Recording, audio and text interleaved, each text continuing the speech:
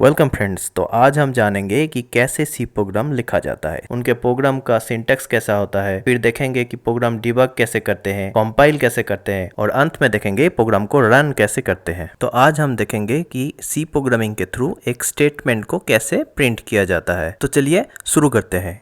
हम आपको एक एक कीवर्ड क्यों लिखते हैं ये सब कुछ हम प्रोग्राम के चलते हुए हम बता देंगे आपको।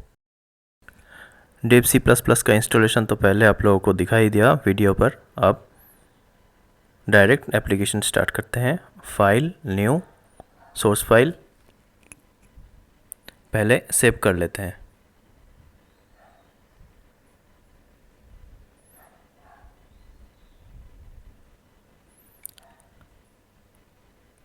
नाम देते हैं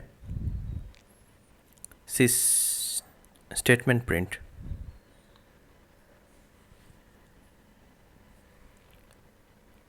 .c सेव। शुरू करते हैं। Hash include stdio.h hash include conio.h। Next. Program के शुरुआत में हम लिख रहे हैं हैश इंक्लूड। हैश इंक्लूड को हम प्री प्रोसेसर डायरेक्टिव कहते हैं। हैश प्री प्रोसेसर का काम होता है किसी भी फाइल को जो कोड लिखा गया है यानी कि स्क्रिप्ट कोड से पहले उसको प्रोसेस करवाना। तो प्रोग्राम के फर्स्ट लाइन में हम लिख रहे हैं हैश इंक्लूड stdio.h। इसका मतलब हुआ हैश प्री प्रोसेसर को निर्देशित किया जा रहा है या फिर कहा जा रहा है कि आप stdio.h फाइल को stdio हेडर फाइल को इंक्लूड यानी कि संयोजित कीजिए और प्रोसेस कीजिए स्क्रिप्ट कोड यानी कि जो कोड लिखा गया है उससे पहले। अब चलते हैं प्रोग्राम के दूसरे लाइन पर। दूसरे लाइन पर हम देख सकते हैं कि यहाँ पर लिखा गया है hash include conio.h। Next line पर लिखते हैं void यहाँ पर int main लिखना पड़ेगा। void main पुराना सी वर्जन के लिए int main ब्रैकेट शुरू क्लोज और यहाँ पर लिखेंगे printf first bracket on close semicolon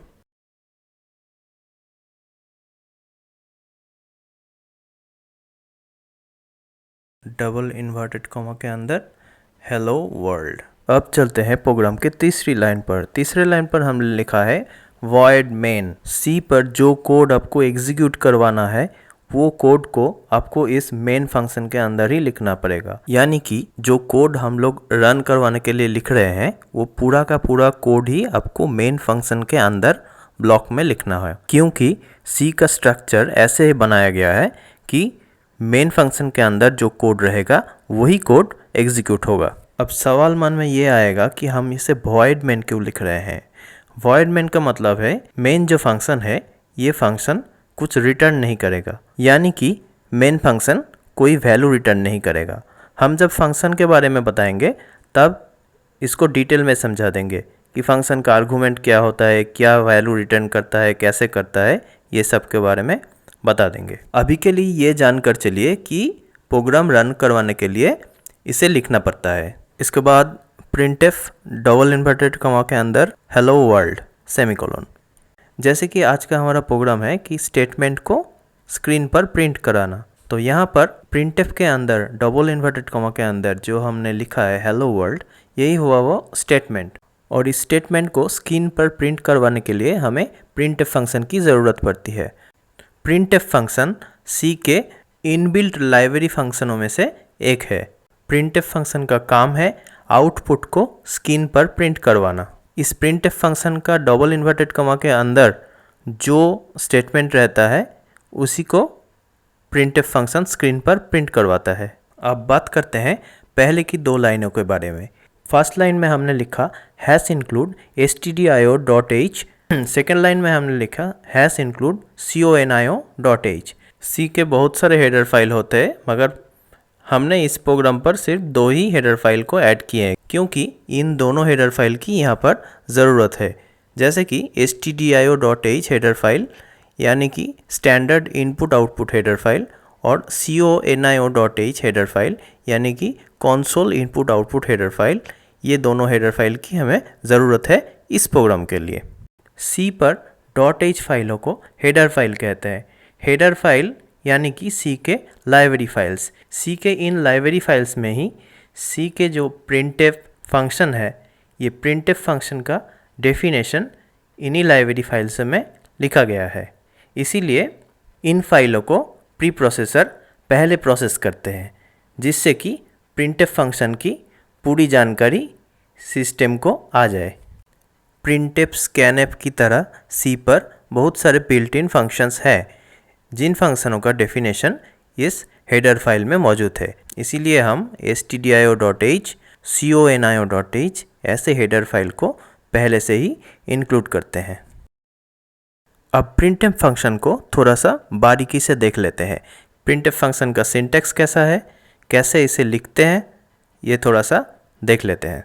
जो भी स्टेटमेंट हमें प्रिंटफ फंक्शन के थ्रू प्रिंट करवाना होता है, उसको हमें इस डबल इन्वर्टेड कॉमा के अंदर लिखना पड़ता है और ब्रैकेट के क्लोज होने के बाद सेमीकोलन देना पड़ता है। जैसे कि हमें हेलो वर्ल्ड प्रिंट करना है, तो पहले प्रिंटफ लिखा, उसके बाद फर्स्ट ब्रैकेट के अंदर डबल इन्वर्टेड कॉमा के अंदर हेलो वर्ल्ड, उसके बाद ब्रैकेट क्लोज होने के बाद सेमीकोलन से स्टेटमेंट को एंड करना पड़ता है।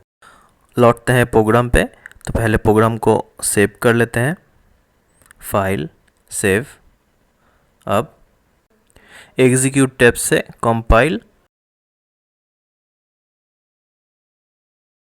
No error, success. अब फिर से एग्जीक्यूट टैब पे जाकर रन, और ये रहा रिजल्ट। स्क्रीन पे दिखाई दे रहा है हेलो वर्ल्ड। यही प्रोग्राम आपको सी के पुराना वर्जन में भी एक बार रन करके दिखाता हूँ, टर्बो 3.2 में। पहले प्रोग्राम को मेरा डेव C++ का जो प्रोग्राम का फोल्डर है वहाँ से कॉपी करते हैं। इसको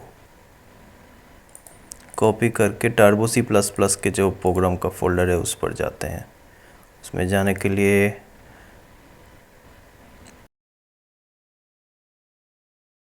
C ड्राइव, टर्बो C, यहाँ पर बिन, उसके अंदर प्रोजेक्ट में जाके पेस्ट किया, statement underscore print dot C. यही फाइल को ओपन करेंगे टर्बो C++ से, पुराना वाला टर्बो C++।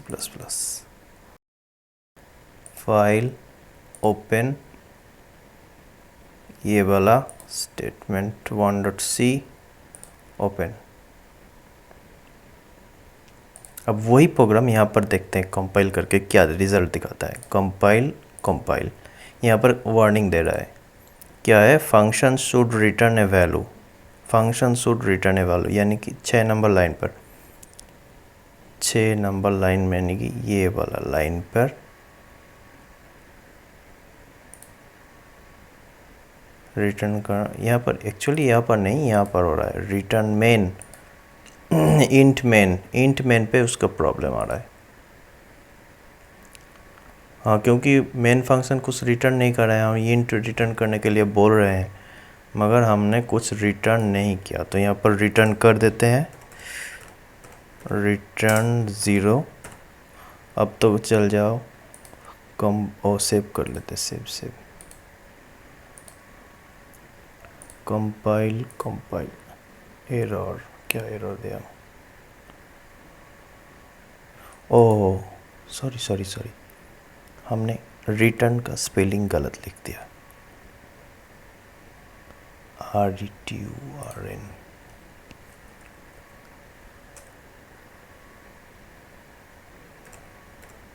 रिटर्न 0, कीवर्ड होने पर ये सफ़ेद हो जाता है। ओके, चलो यहाँ पर इसको सेव करो। हाँ, यस, कंपाइल, सक्सेस हो गया, सक्सेस। अब देखते हैं रन करके क्या होता है। रन, हाँ, यस,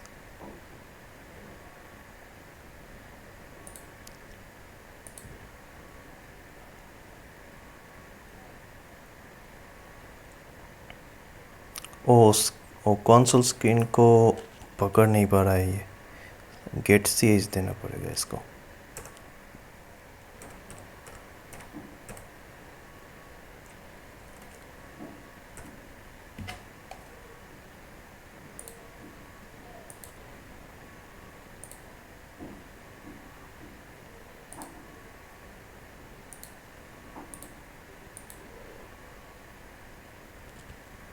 तभी भी चल रहा था। गेट ch नहीं देने से क्या होता है, जो कंसोल का जो स्क्रीन हो रहा है ना, रिज़ल्ट ठीक दिखा रहा था मगर रिज़ल्ट हम दिख नहीं पा रहे थे, गेट ch नहीं था इसलिए। गेट ch फंक्शन इसीलिए दिया जाता है कि कोई की प्रेस हो और की प्रेस के बाद ही स्क्रीन मेन जो हम जहाँ पर कोड लिख रहे थे वहाँ पर लौट के जाए। तो यहाँ पर रिज़ल्ट दिखाकर इतना फास्ट जा रहा था कि हम देख नहीं पा रहे थे। उसको होल्ड कराने के लिए गेट ch देना पड़ता है। बार बार जो पुराना वाला रिज़ल्ट है वो उसको दिखा रहा है बार बार। यहाँ पर देखिए रन करते हैं तो पुराना वाला और एक हेलो वर्ल्ड ऐड हो गया। तो इसके लिए हम एक फंक्शन यहाँ पर लिख देते हैं जिसे कहते हैं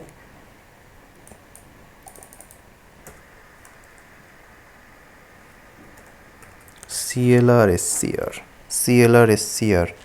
ये क्लियर स्क्रीन के लिए है, देते थे इसको। अब इसको फाइल में जाकर सेव करते हैं, ये देखो पहला वाला जो था हेलो वर्ल्ड वो सब क्लियर हो गया और सिर्फ अभी का जो रिज़ल्ट है वही दिखाएगा। क्लियर स्क्रीन फंक्शन ऐड करने से क्या होता है कि पुराना वाला जो रिज़ल्ट कंसोल पर दिखा रहा था वो रिज़ल्ट क्लियर हो जाता है और सिर्फ अभी का जो रिज़ल्ट है वही दिखाता है। अब कोई भी की प्रेस करने पर ही हम कोडिंग स्क्रीन पर लौट सकते हैं ऐसे। नया वाला जो डेव C++ है वो थोड़ा एडवांस है, इसीलिए 2-4 फंक्शन वहाँ पर कम लिखना पड़ता है एडवांस होने के कारण, और यहाँ पर 2-4 फंक्शन ज़्यादा लिखना पड़ता है। बाकी सारे चीज़ सेम ही है। तो नेक्स्ट वीडियो में हम देख लेते हैं कैसे मल्टीपल स्टेटमेंट को हम प्रिंट करते हैं स्क्रीन पर।